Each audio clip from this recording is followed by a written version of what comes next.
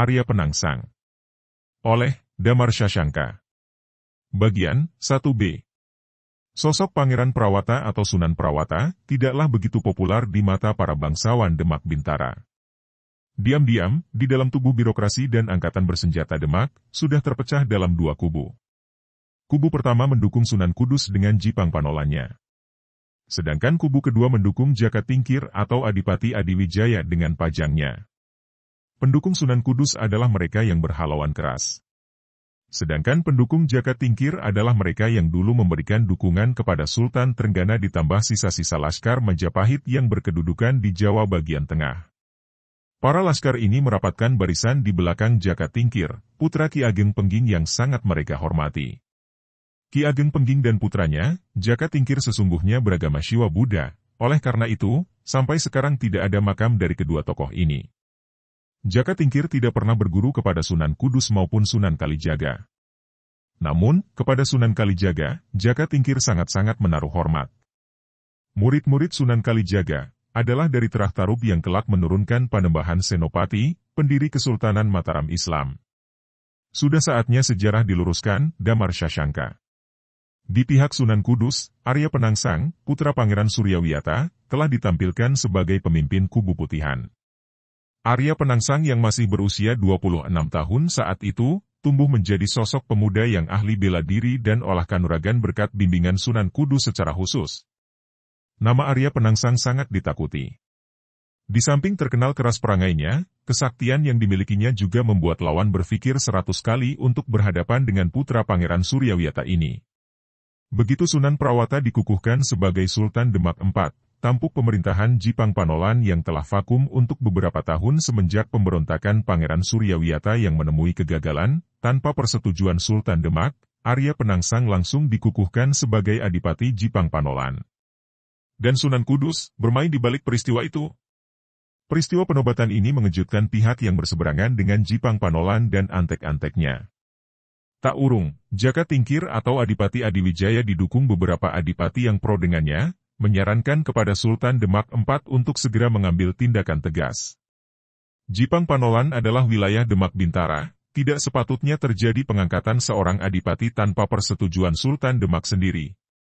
Situasi politik Demak Bintara mulai memanas.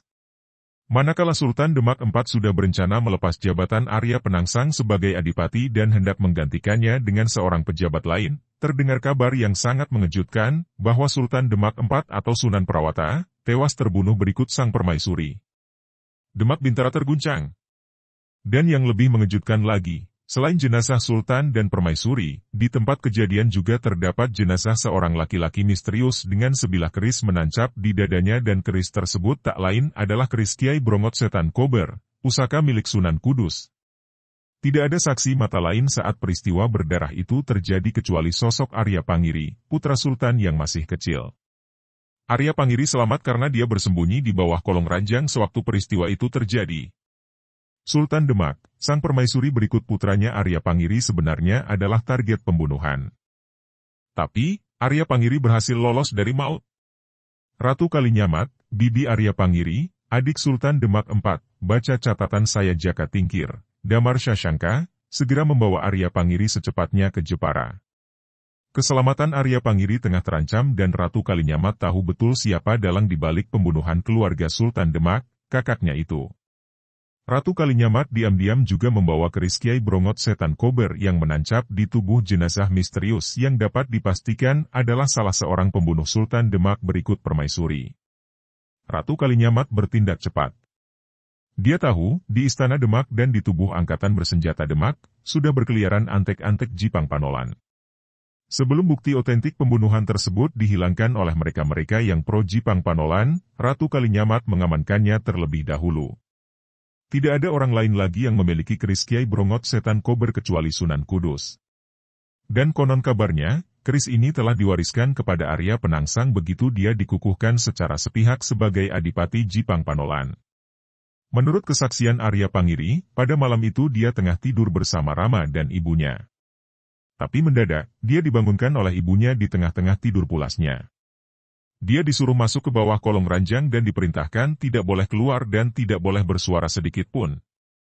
Arya Pangiri yang masih kecil dan penasaran di tengah ketercekamannya mencoba mengintip apa yang tengah terjadi.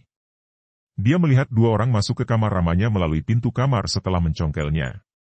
Arya Pangiri tahu, ada beberapa orang lagi yang tengah berada di luar kamar dan tidak ikut masuk. Terjadi percakapan antara Ramanya dengan salah seorang penyusup. Percakapan yang sempat didengar oleh Arya Pangiri adalah jawaban dari Ramanya. Bunuhlah aku.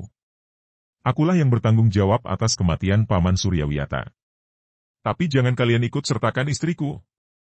Setelah itu Arya Pangiri mendengar suara gaduh dan jeritan dari Rama dan ibunya hampir bersamaan.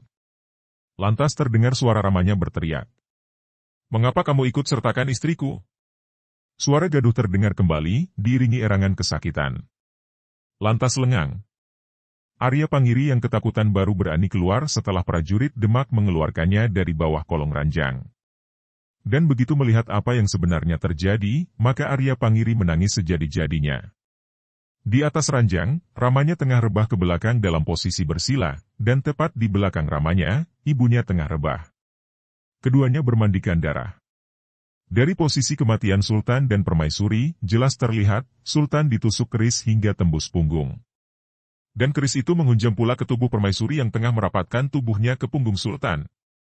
Jelas, sang Permaisuri menyengaja untuk ikut mati bersama-sama dengan suaminya.